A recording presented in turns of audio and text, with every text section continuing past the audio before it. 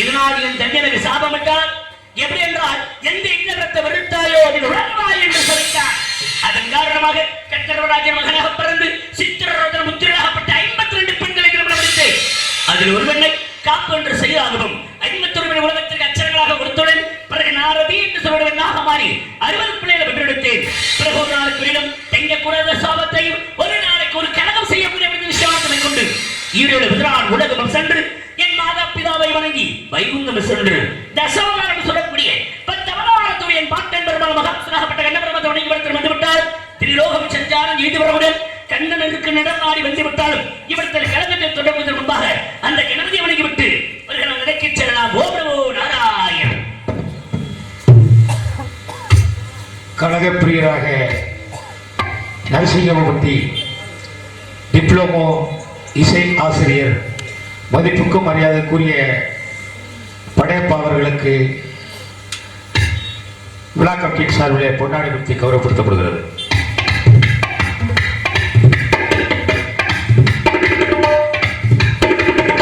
பொன்னாடை பெருமிஷயத்தினுடைய அன்புள்ள கிராம பொதுமக்களுக்கும் இந்த விழாவை சிறப்பாக நடத்திக் கொண்ட விழா கமிட்டியர்கள் அன்புறவர்களுக்கும் இங்கே சிறப்பான முறையில் ஒளி ஒளி அமைத்துக் கொண்டவுடைய ஸ்ரீ குமரன் ஒளிபெருக்கி நேரத்தில் அன்புள்ளதற்கும் அதில் பணிபுரிய அன்பு நண்பர்களுக்கு என் சார்பாக எங்களுடைய கலைக்குடும்பத்தின் சார்பாக நன்றி நன்றிகிறது வணக்கம்.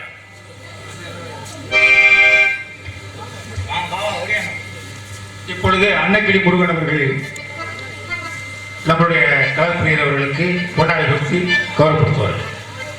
அற்புதமான ஆடி அறிவித்து பெருமிஷயத்துடைய நமது மண்ணின் மைந்தன் அன்பிடம் உண்ட அன்னக்கிளி முருகன் பேர் தெரியும். இங்கே ஒரு சிறப்பு பெயர் இருக்கிறது எனக்கு இப்பதான் தெரியும். அற்புதமான காலையில் அதிகாலையில் இங்கே அற்புதமான ஒரு பெண் பெயரை மட்டும் சிறப்பாக நடனம் புரிந்தார். ஆமாம், இங்கே வந்து பார்த்துட்டு தான் அதிகாலை இங்கே பார்த்துட்டு தான் சென்றேன். சிறப்பாக இருந்தது அவருடைய நடனம்.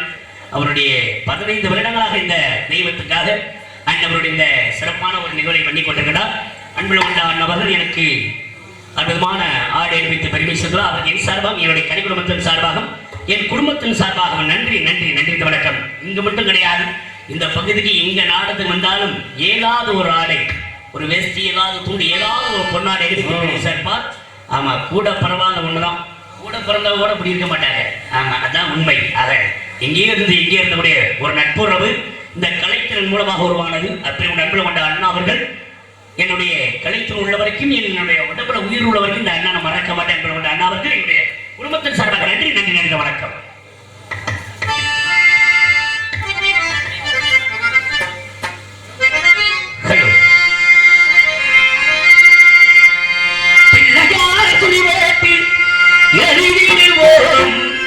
இந்த பிறகனும் இல்லாமல்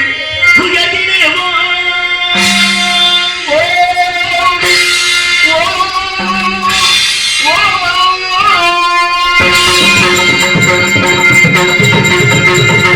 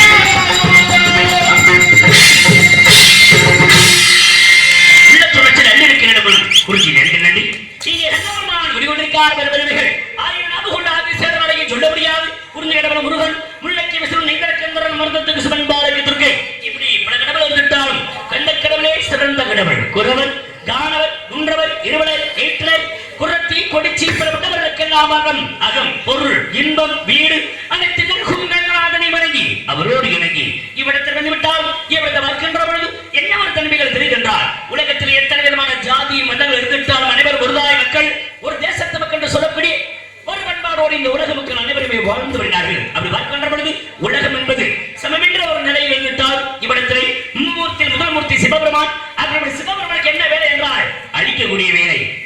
எதை என்றால் அநியாயங்கள் அகம்பாவங்கள் அக்கிரமங்கள் அழிக்கிறவரை சிவபெருமான் அவர்கள். என் எந்த பிரமனுக்கு படைக்கக்கூடிய வேலை, என் பாட்டன் பெருமாளுக்கு காக்கக்கூடிய வேலை. இவை எல்லாருக்கும் ஒவ்வொரு விதமான வேலைகள் இருப்பது போல எனக்கு நீ இடத்துல அருமையான வேலை உண்டு. அப்பேற்பட்ட வேலையை இந்த இடத்துல சிறப்பாக எனக்கு அமைய வேண்டும். அப்படி பார்க்கின்ற பொழுது இந்த வேலையை நான் சிறப்பாக அமையும் என்று சொன்னால் என் பாட்டன் பெருமாள் மகாசுனாகப்பட்ட அந்த கண்ண பெருமாத்தை முதலில் வணங்க வேண்டும் என்ற காரணத்தினாலே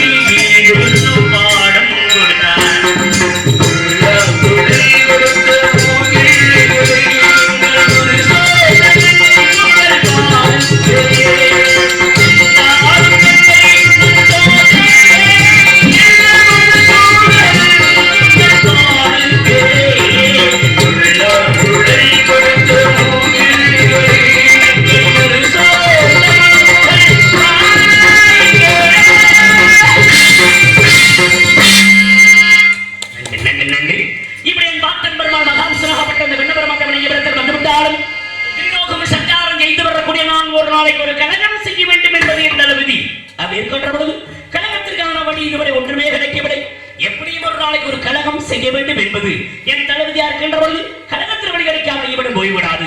அது வருகின்ற பொழுது மிக அற்புதமான இடம் இந்த இடம் குறிஞ்சி நிலம். குறிஞ்சி என்றாலே மலை மலை சார்ந்த இடம். அப்படி மலை சார்ந்த குறிஞ்சி பார்க்கின்ற பொழுது பறவைகள் ஆடுவது மயிலங்கள் ஆடுவதும் அப்படி இயற்கை வனத்தை இந்த நந்தவனத்தை இந்த அற்புதமான குறிஞ்சி நிலத்திலே பலவிதமான பறவையோட சத்தங்கள் இடத்தில் ஒழித்துக் கொண்டிருந்தால் இவ்விடத்திலே அந்த சித்தரட்சமானது சேர்ந்து பார்க்கின்ற தருணத்திலே எவ்விதமான ஒரு ஆனந்த மனதுக்குள் ஏற்படுகின்றது என்றார்.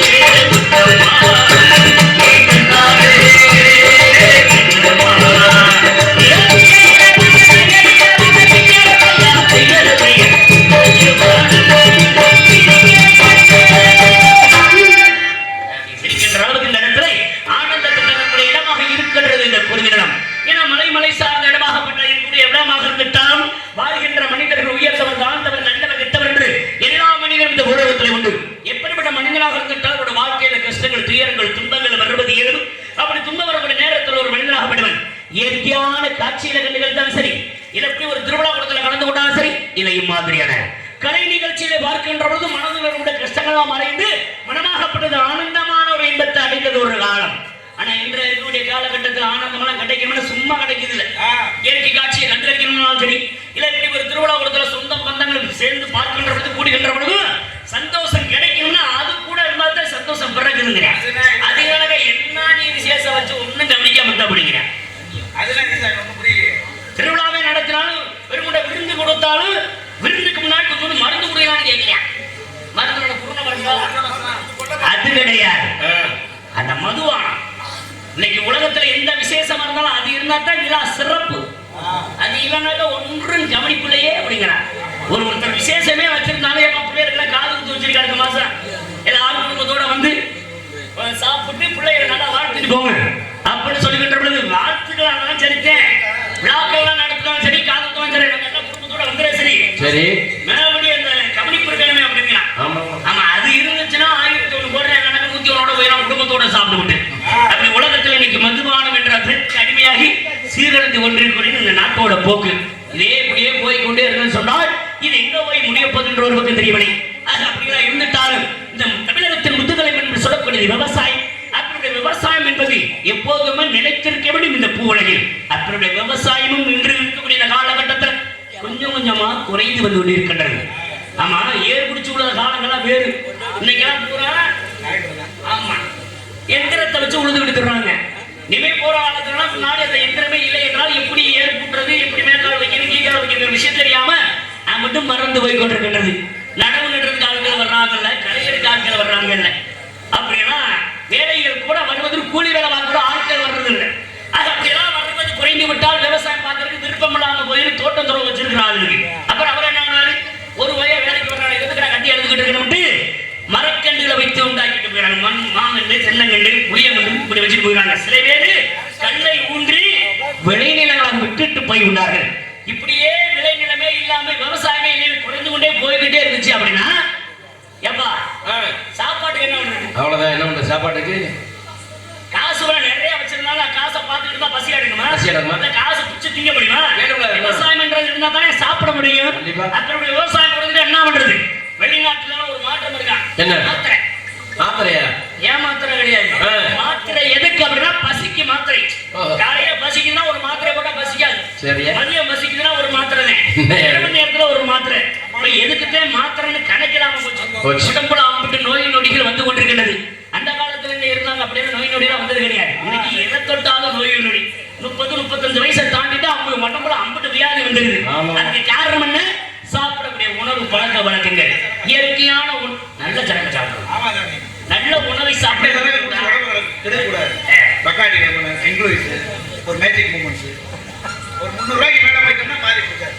தம்பி நான் சொல்றது உணவு வகையை சொல்லிக்கிட்டு நீ உன் உடம்பை கெடுத்து மானத்தை கெடுத்து மரியாதை கெடுக்கிற விஷயத்தை சொல்லி தெரியாது. என்னது நீ இப்ப சாப்பிடல நாடு நேரத்தில் சாப்பிட்டு தெரிஞ்சாலும் இப்ப அதெல்லாம் திரும்பிட்டேன். இப்படியே இருந்துட்டா நல்லா இருப்பா. பக்கத்து உட்கார்ல சிறப்பா இருக்கணும் அப்படின்னா இந்த இடத்தை விட்டு நாங்க மறந்துடுறேன். அதனால இப்ப நல்லா இருக்கீங்க. அதுதான் இன்னைக்கு பாண்டிவலி பகுதியிலே ஒரு நல்ல வீடு கட்டி குடும்பத்தோட அங்க வந்து ஐக்கியமாகி இருக்கீங்க. அதெல்லாம் பாண்டி முனீஸ்வரம் மதுரை மீனாட்சி இருக்க வரைக்கும் எந்த கவலையும் இல்லாம வாழ்ந்துருவீங்க. அந்த பழக்கத்துக்கு ஆளாகாம இருந்துட்டாங்க. புரியுங்களா? அப்படி விஷயம் இருக்கின்றது. ஏன்னா சாப்பிடுற உணவு இன்னைக்கு நம்ம சாப்பிடுற உணவு எல்லாமே ரசாயனங்கள் தானே. ஏன்னா அந்த காலத்துல இயற்கையான உரங்களை போட்டு விளைய வச்சா காய்கறி நெல் அனைத்தையும் இன்னைக்கு பூரா செயற்கையானே. அந்த காலத்துல ஒரு நெல் விளையணும்னா 4 மாசம் ஆகணும். இன்னைக்கு அப்படி கிடையாது. ஒரு 60 நாள் நெல் விளைஞ்சு. அந்த அளவுக்கு ரசாயன உணவு. அப்படிப்பட்ட உணவை சாப்பிடுறது நம்ம உடம்புலயே பலவிதமான நோய் நொடிகள் வந்து கொண்டிருக்கிறது. அப்படிலாம் இருந்துட்டால் விவசாயம் என்பது எப்போதுமே நிலைத்திருக்க வேண்டும் என்ற ஒரு காரணத்தினால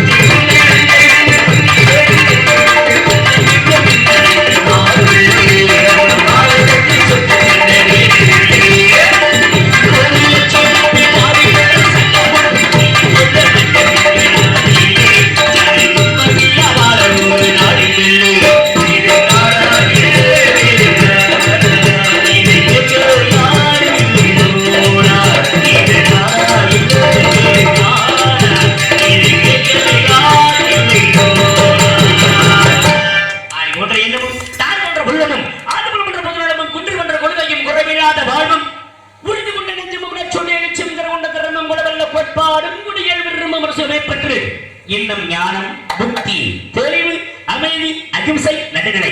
திருப்தி என்று சொல்லவிட 16 குணங்கள் சிறந்து வளர்ந்தோம் நிலத்தில் வந்தவுடன் என்னைக்கு வணிகாமல் இங்கு யார் இருக்கின்றார்கள் சுற்றி பார்க்கலாமா?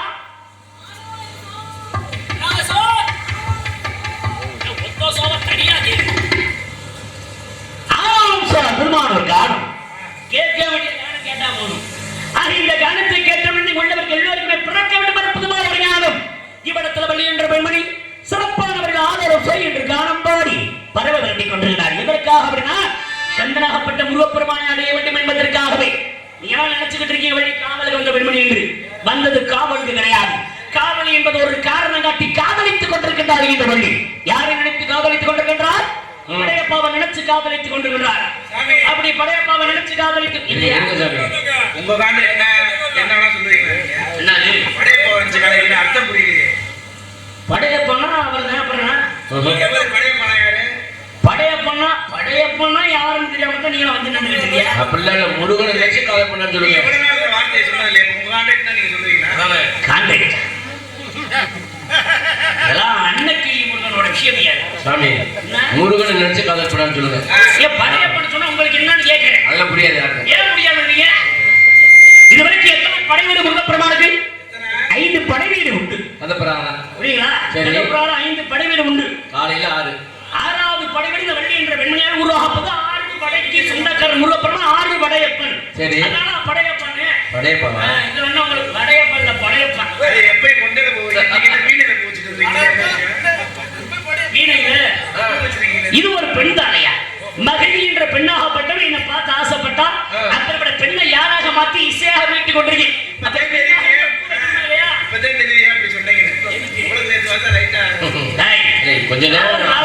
நேரத்தில் 52 பெண்ணையும் திருமணம் முடித்தவன் நாரனாகப்பட்டவன். அது அனைத்தையும் முருகப்பெருமானத்தில் அச்சரங்களாக கொடுத்து வைத்திருந்தேன். அப்படிப்பட்ட விஷயங்களை இவ்விடத்தில் இருந்துட்டால் இந்த வள்ளி என்ற பெண்மணியும் 5 வயதில் அறியாத பருவத்தில் இருந்த கண்டனாகப்பட்ட முருகப்பெருமான் நினைத்துக் கொண்ட இடத்தில் காவல் வருது காத்து கொண்டிருக்கிற அண்ணவன் இந்த இடத்தில் செந்தாமணி குயிலாக எவ்விதமான காணமல் ஒழித்துக் கொண்டிருக்கின்றது.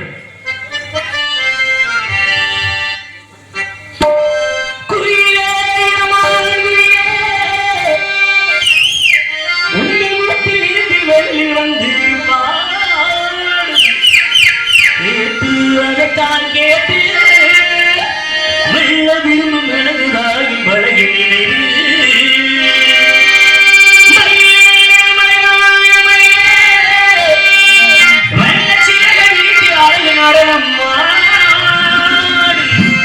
பார்த்து அகத்தான் பார்த்து மெல்ல திரும்பும் எனதுதாகி மழையின் நினைவு பாட்டு ஏச பாட்டு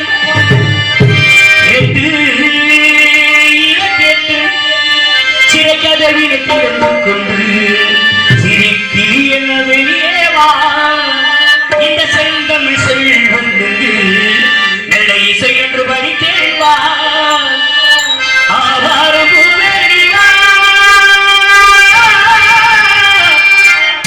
பாரு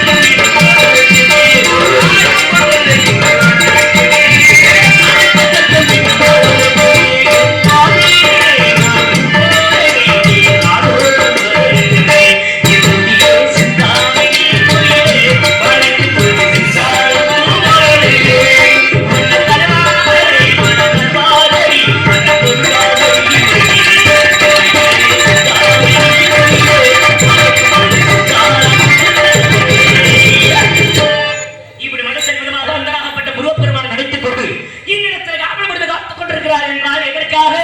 எப்படியும் நம்மை திருமணம் முடிக்க வேண்டும் என்பதற்காகவே இன்னவராகப்பட்டவர் கந்தகுமரன் நினைத்துக் கொண்டு இடத்தில் காப்பதற்கு காத்துக் கொண்டிருக்கிறார். எப்போது இருந்த அப்படின்னா 5 வயது அறியாத பருவத்திலிருந்து 5 வயசிலே முருகப்பெருமான் நினைத்த இந்த பெண்மணி தற்போது 13 வயது 8 வருடங்களாக நினைத்துக் கொண்டே இருக்கிறான் அப்பேற்பட்ட கந்தகுமரனை. அப்படிப்பட்ட கந்தகுமரனை நினைத்துக் கொண்டு இருக்கக்கூடிய அன்னவளை முடிவதற்கு முருகனுக்கு வள்ளிக்கு இவ்விடத்தில் திருமணத்தை நடத்த வைக்க வேண்டும். இந்த திருமணத்தை நடத்த வைக்கணும்னா கண்டிப்பான முறையில் 3 அவசியமா தேவைப்படுது. அந்த 3 அவசியம் சம்பந்தமே இல்லாத என்ன 3 உட்காந்துக்கிட்டீங்க? ஏன் கவலைப்படுறீங்க? நம்ம ஊர் பக்கத்துல எப்ப போனா வாங்கலாம். என்ன வாங்குற?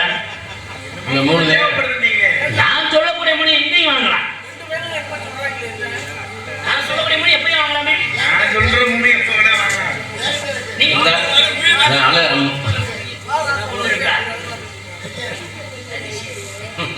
ஆமா, நீங்க எந்த மூளை சொல்றீங்க? நீங்க எந்த மூணுங்கிறாரு? நீங்க எந்த மூணு சொல்றீங்க? நான் சொல்லக்கூடிய மூணு எதுக்கு அப்படின்னா இந்த இடத்துல வள்ளிக்கு முருகனுக்கு திருமணத்தை நடத்தி வைக்க போறேன். இந்த கல்யாணத்தை நடத்தி வைக்கணும் அப்படின்னா 3 மாலை, அதாவது மாப்பிள்ளைக்கு ஒரு மாலை, பெண்ணுக்கு ஒரு மாலை, அந்த 2 மாலையை கொண்டுட்டு வருகின்ற பொழுது நான் பாடக்கூடிய பாடல ஒரு பாமாலை. இந்த பூ மாலையோட பாமாலை சேர்த்து 3 மாலை தேவைப்படுது. அதே 3 அவசியம். இந்த நீங்க என்ன பண்ண சொன்னீங்க? கப்பு தண்ணி சரக்கு இருந்தா கொஞ்சம் ஊருவாங்க. எங்க சுத்தினாலும் எங்க சுத்தினாலும் ரங்கனை சேவிக்கிற மாதிரி நீ எங்க சுத்தாலும் மறுபடியும் அந்த இடத்துல நான் வந்து நிக்கிறேன். நீங்க இப்போ நாரத விட்டுட்டே மறந்துட்டீங்க. ஆனா மறுபடியும் ஞாபகப்படுத்திட்டே இருக்கீங்க. நினைச்ச உடனே எல்லா உலகத்துக்கும் போவீங்க நாரது. ஆனா இது அப்படி கிடையாது. இதை குடிச்சோம்னா கடவுள் வாடானா வருவாரு, உடனே போவோம். நான் கேட்கிறேன், நீங்க சுத்தத்தை மதுவுக்கு அடிமையானவர்கள் மதுவானத்தை அறிந்தபடி தனிப்பட்ட முறையா தனியாவே பேசிக்கிட்டு இருக்காங்க. யாரும் யாரோட பேசிக்கிட்டு இருக்காங்க? மனசாட்சியோட பேசுவாங்க. தெரியாது, இறைவனுடைய. நீ சொன்னீங்க பார்த்தீங்களா, இறைவன் எங்க இருக்கின்றான்? தூணிலையும் இருப்பான், துரும்புலையும் இருப்பான். அது ஜலத்தையும் பார்த்து மரத்தையும் பார்த்து பேசிக்கிட்டு இருக்காங்க அப்படின்னா அங்க இறைவன் இருக்கின்ற நம்பிக்கையில பேசிக்கிட்டு இருக்காங்க. குடிச்ச மதுபானத்துக்கு அந்நியாகி அவனுக்கு வைத்துக் கொண்டிருக்கிறார்கள். ஆனா நான் சொல்லக்கூடிய பூமாலை, அப்படி பூமாலை இந்த இடத்துல தொடுக்க வேண்டும் அப்படின்னா கூட இந்த இடத்துல கண்டனாகப்பட்ட முருகப்பெருமானுக்காக என்னிடத்திலே காவல் விடுத்து காத்துக் கொண்டிருக்கூடிய அன்னவரை சேர்க்க வேண்டும். ஏன்னா அப்பேற்பட்டவள் எப்பேற்பட்டவள் அப்படின்னா மான் வயிற்றில் பிறக்கப்பட்ட அன்னவள் ஒரு மானை போல என்னிடத்தில் துள்ளி திருவதை